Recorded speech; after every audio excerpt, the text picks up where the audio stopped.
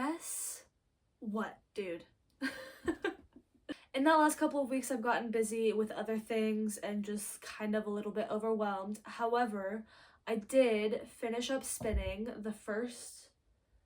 my first braid of fiber on my drop spindle. And then I learned to ply. I still have 2 other balls of yarn to ply, so that's what we're gonna be doing today. I think it's gorgeous. I think it's really beautiful. I mean, look at that. Can't sit here and tell me that that's not pretty, okay? You really can't. Eventually I will be washing this and like thwacking it and then leaving it to hang dry. I mean, plying on a drop spindle was interesting. It was easier than I thought it was gonna be. And I think part of the reason it was easier than I thought it was gonna be is because you don't have to do any drafting at all. Now, my singles did break a couple of times in places where they were like overspun or whatever, but you know, I just kept on going. It's not like I'm selling this. I'm probably just gonna keep these 2 skeins as decoration. And then I am also planning on going to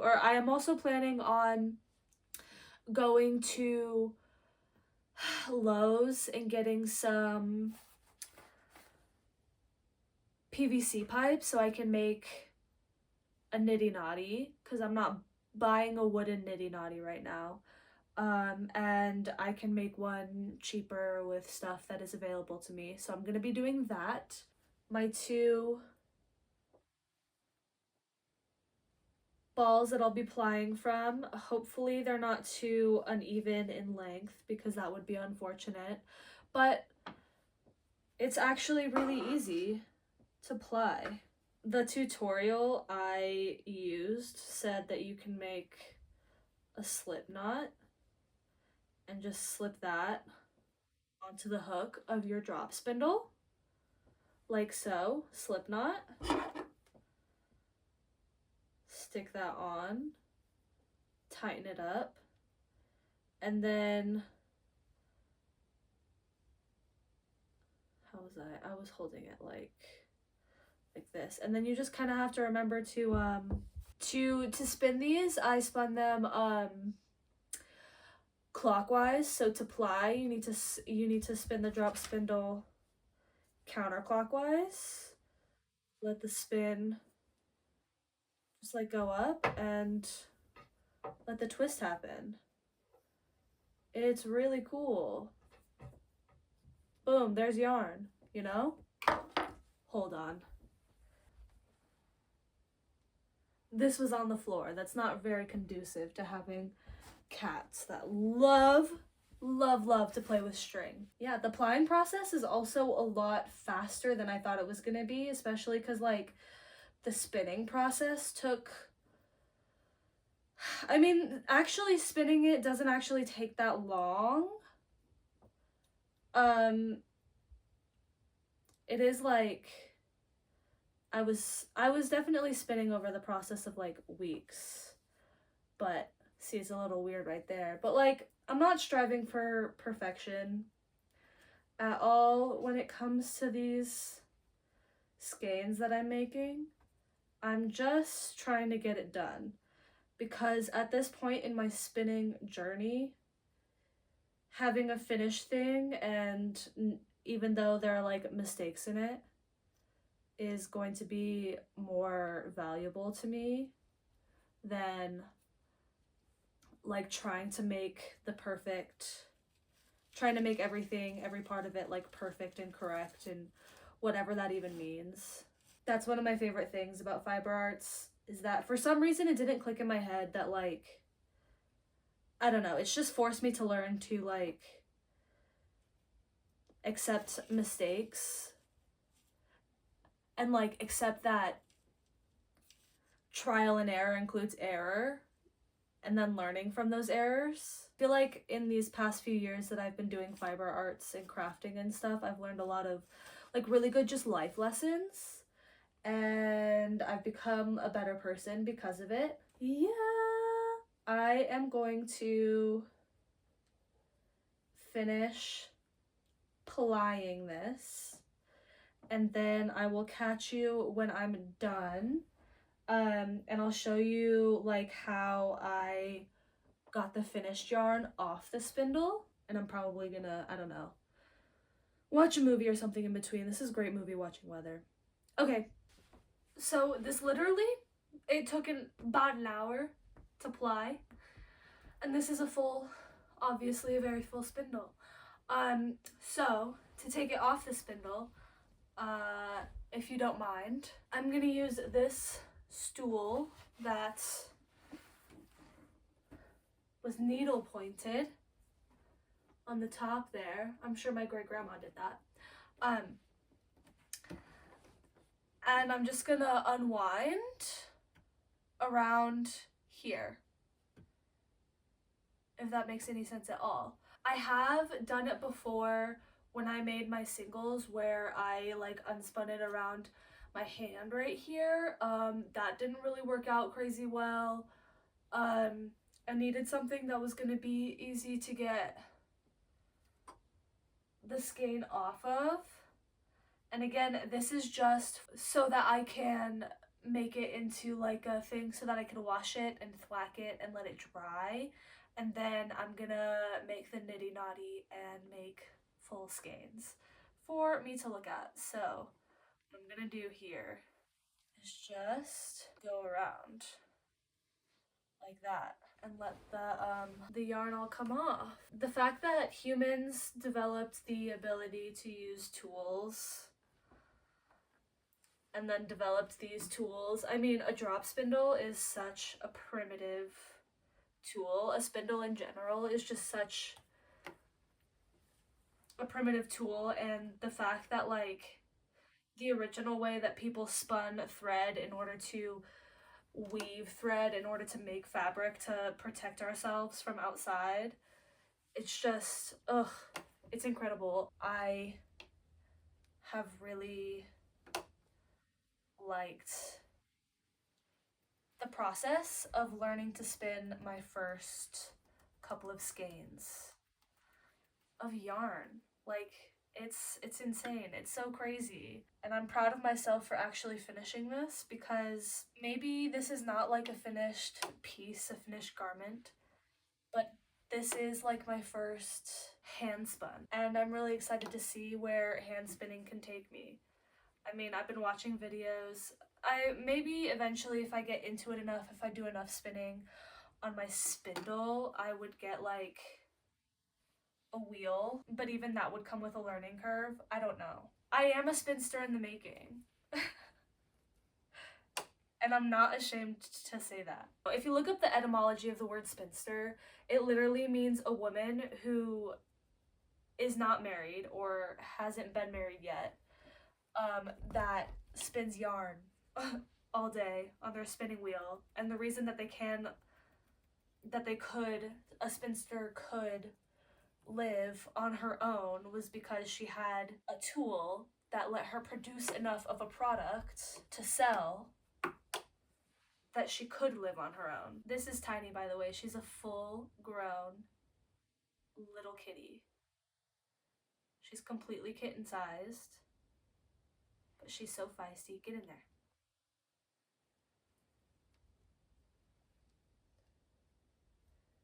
She has the littlest paw prints ever. She likes to get up on the stove and lick butter out of my cooking pans. And I always know when she's been doing that because she has these little paw prints.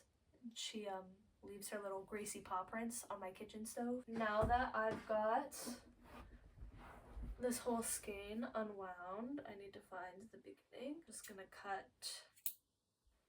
a couple of pieces of yarn here and do a little figure 8. So I spread that and just kind of go up and around, and then back down and around, and then we'll take this and just kind of make a knot there.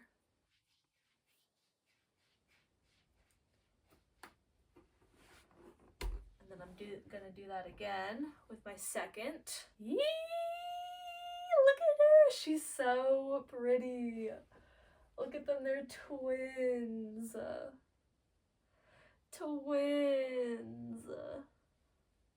Look at the twins. Oh my gosh. This is a very energized skein. This is more relaxed for sure. But look, twins. How cute.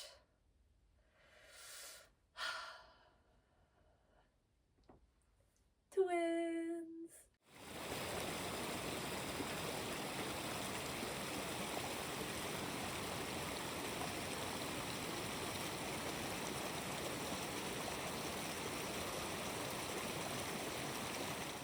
Okay, as y'all can see, I've already got one skein of my fiber all in the wash. Here's the second one.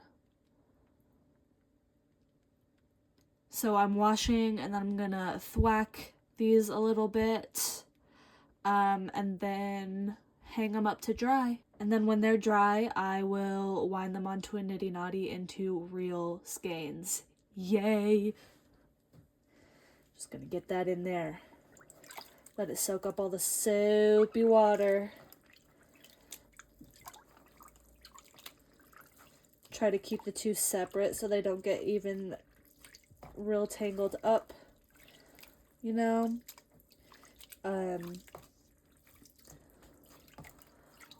Washing and thwacking and letting the skeins of yarn like hand or dry is supposed to help the fiber kind of relax into the yarn and the twist that it that was the spun into it, basically. So I'm really excited to see how these two skeins change over this process. And we are just going to let those soak for a bit.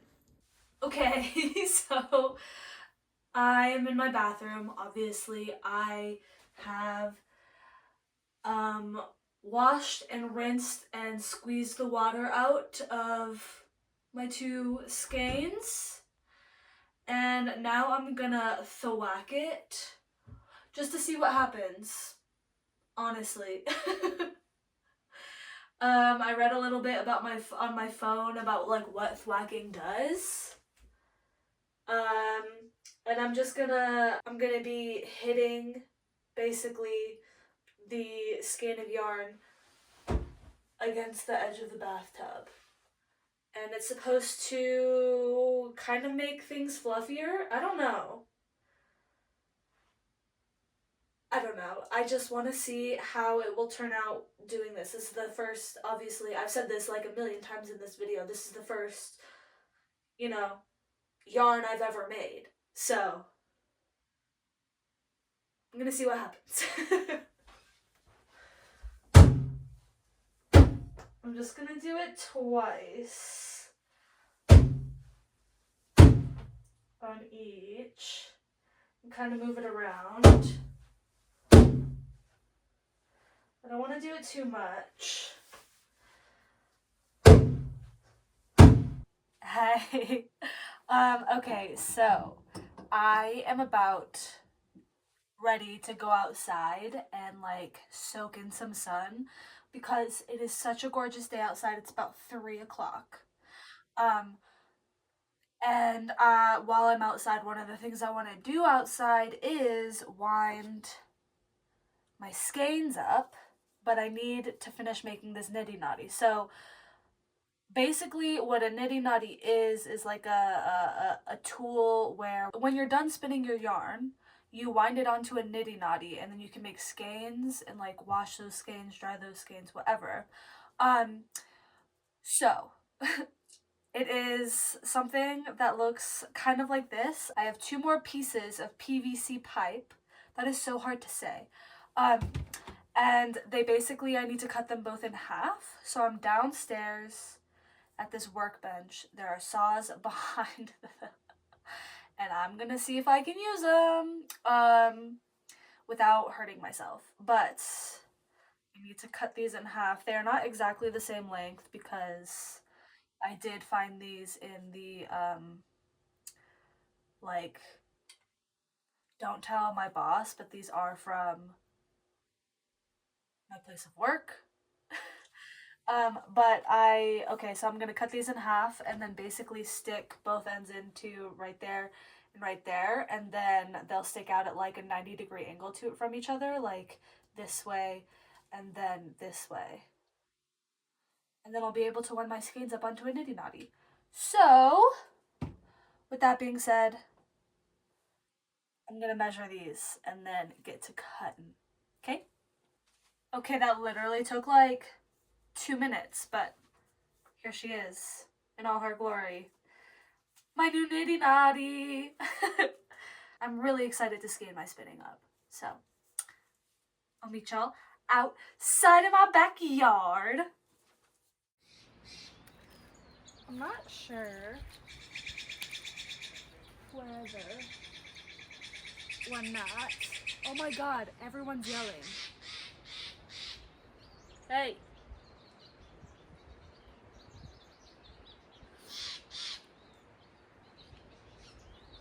It's the Blue Jays, they love to yell.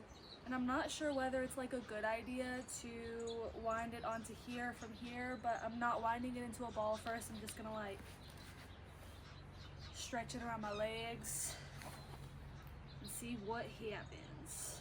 So I guess what you do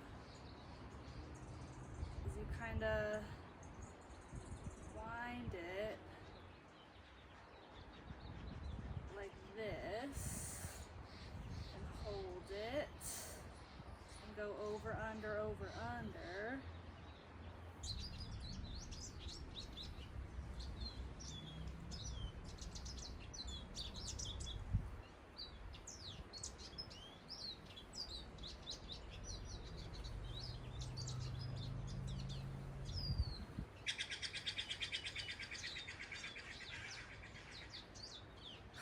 My arms are tired. Ta-da!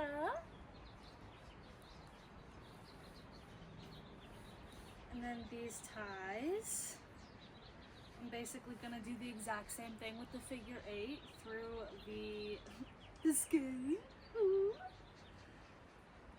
Oh, it's so exciting. We have a skein of yarn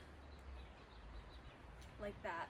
See, this is longer than what I had before, like in the skein. And then what you do is you twist it up a whole bunch.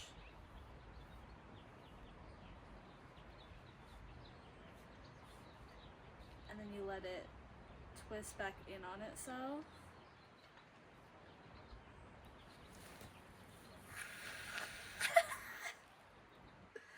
Oh, it's gorgeous. I mean, guys. Wow. I can't believe. This is crazy. This is crazy to me. Wow. I feel like I just gave birth and this is my baby. Seriously. Hey. So I guess these are my final thoughts about my 2 gorgeous skeins. I cannot tell you how happy I am to have these finished. Part of me wants to use them so bad, but for what? I mean, this is I think it's a good, first spin. Actually, I really do. I'm very proud of myself for having finished these. I'm very proud of myself for getting into this new hobby. I think that So I have another braid of fiber to spin. But the thing is, the person that I bought it from told me that it's probably not the best fiber to learn to spin with, because it has silk content. It's like wool and silk and polyamide, I believe. It's some kind of fiber blend. Um, I'm not exactly sure what right now. Um, but yeah, because of the blend of the fibers, I think that silk has like a shorter staple length than like a wool would, so it is a little bit trickier to spin, or it takes a little bit more like refinement to spin, I guess. Um, it's a great time for a car alarm to be going off. So I bought both braids of fiber that I have or had at SoCal Fiber Fair in November. I went there with a mission to find a drop spindle and fiber to learn to use a drop spindle with. I did do that successfully, obviously. But the first braid of fiber I bought was like, it's so pretty. I'm really excited to see what I can do with it. But because of that advice I got from the whoever was selling this to me when I bought it from her, I'm going to wait until I'm a little bit more experienced as a spinner to spin that up, which means I need to go look for fiber on the internet. I have some sources that I've been looking into, but I'm looking for fiber that is dyed specific colors, because I think that the versatility of a drop spindle means that I'm going to want to bring it quite a lot of places when I have fiber to spin. Because I don't know, for some reason, like bringing my knitting places just doesn't really. I've been carrying the project I'm knitting around now, but I like knitting other things. There are some projects I want to take with me and some projects I don't, but I feel like my drop spindle is something that is easy enough to take with me, and it's really only two things that you need in order to like successfully craft with it. So I do think that I want to bring my drop spindle as like something to do when I'm hanging out at like music festivals. I am going to this music festival in May called Lightning in a Bottle. This will be my 4th year going. I'm really excited about it. The lineup is sick, and I want to bring fiber that kind of fits the vibe of Lightning in a Bottle, like color-wise. My favorite stage there is the Woogie, obviously. So I want to bring like Woogie-themed fiber to spin into yarn at the Woogie. And then maybe I can knit with it one day. We'll see. But that means I am looking for yarn that is kind of like a lot of different colors, like blues and oranges and pinks and purples and maybe a little green in there, like light green. Which is kind of asking for a lot. So I have been looking around. I think I might have whoa. I think I may have found something that's suitable, but yeah, those are my future spinning plans. Hopefully I get to make like a whole spinning vlog one day instead of just like the plying, because I'm bad at sitting down and filming, especially when I'm starting something.